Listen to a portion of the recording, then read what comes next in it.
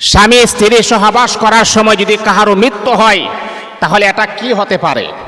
অনেক সময় এমন আছে না যে স্বামী স্ত্রী সহবাস করার সময় আপনার মৃত্যু হয়েছে, এটাকে আমরা নেগেটিভভাবে আমরা দেখি যে না আসলে এমন একটা খারাপ কাজ করার পরে তাদের মৃত্যু হয়েছে, এটাকে আমরা নেগেটিভভাবে দেখি।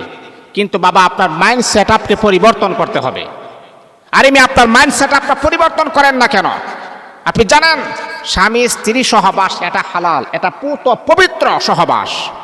আর আপনি এটা জানেন স্বামী স্ত্রী সহবাস করলে আল্লাহ খুশি হয়। আপনি তো কোনো গার্লফ্রেন্ড অথবা বয়ফ্রেন্ডের সাথে সম্পর্ক করে এইরকম অবৈধ কাজ আপনি করেন নাই। আপনার হালাল স্ত্রী, আপনার হালাল স্বামী, স্বামী আর স্ত্রী সহবাস করতেছেন। যদিও সহবাস এটা শুনতে বা দেখতে খারাপ দেখা যায়, কিন্তু এটা আল্লাহ পাক জায়েজ করে দিয়েছেন, এটা বৈধ করে দিয়েছেন, এটা হালাল করে দিয়েছেন। আমাদের আব্বা আম্মার মিলিত না হলে আমরা এই পৃথিবীতে আসতে পারতাম না।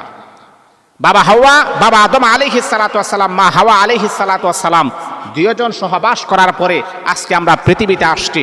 তাহলে এটা তো হালাল, এটা পিওর হালাল। এই সহবাস কিন্তু একটা ইবাদত। সহবাস যেমন করে আমার শারীরিক চাহিদা মেটায়, তেমন করে এটা আল্লাহ প্রদত্ত একটা নিয়ামত, একটা ইবাদত। এই অবস্থায় যদি মনে করেন স্বামী স্ত্রী সহবাস করেছেন অথবা যে কেউ যদি মারা যায়, তাহলে মনে রাখতে হবেন আল্লাহ পাকের দয়া, আল্লাহ পাকের রহমত, আল্লাহ পাকের বরকত তার উপরে ছিল, আল্লাহ তাকে ক্ষমা করে দিবেন। এই আল্লাহ পাক রব্বুল আলামিন কখনো এটাকে খারাপ মনে করবেন না। এই আল্লাহ পাক রব্বুল আলামিনের বান্দা বান্দি শোনব, আপনাদের মাইন্ডসেট আপনাকে পরিবর্তন করতে হবে। অনেক সময় আছে অনেকে এমনটা বলে, হারে স্বামী আর স্ত্রীর সহবাস নাপাক অপবিত্র একটা কাজ করার পরে যে তাদের মৃত্যু হয়েছে, তারা জাহান্নামী হয়ে যাবে, তারা জাহান্নামী হয়ে যাবে। না রে বাবা, আপনার মাইন্ডসেট আপনাকে পরিবর্তন করেন। কারণ স্বামী আর স্ত্রীর সহবাসের বিধানটা আমার আল্লাহ দিয়েছেন। এটা যদি আপনি করেন তাহলে আপনার যৌন চাহিদা নিয়ন্ত্রণে আসবে, এমনকি আপনার চরিত্রটাও বড় সুন্দর হয়ে যাবে।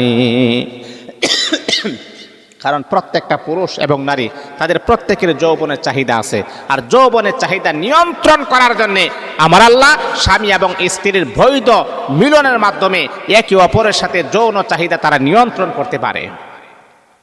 আর যৌন চাহিদা নিয়ন্ত্রণ করতে পারলেই একজন পুরুষ বলেন আর নারী বলেন তাদের মাধ্যমে গুনাহের কাজ হবে না। এই জন্যে যদি এইরকম অবস্থায় যদি কেউ যদি মারা যায়, কারণ দেখেন হায়াত মৌত এগুলা কিন্তু কারো হাতে নাই। যে কোনো সময়, যে কোনো মুহূর্তে, যে কোনো দুর্ঘটনার শিকার আপনি হতে পারেন।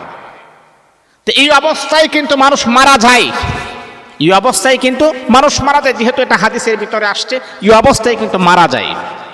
এতে করে এটাকে নেগেটিভভাবে নেবেন না, এটাকে পজিটিভভাবে নেবেন। স্বামী স্ত্রীর সহবাস একটা ইবাদত করা অবস্থায় তারা মারা গিয়েছেন, দোয়া করবেন আল্লাহ তাদেরকে তুমি জান্নাতি বানায় দাও, তাদের জীবনের গুনাহকে মাফ করে দাও। এটাকে কখনো নেগেটিভভাবে নেওয়ার চিন্তা চেতনা আমাদের মাথার ভিতরে যেন না আসে। আল্লাহ আমাদের সবাইকে কবুল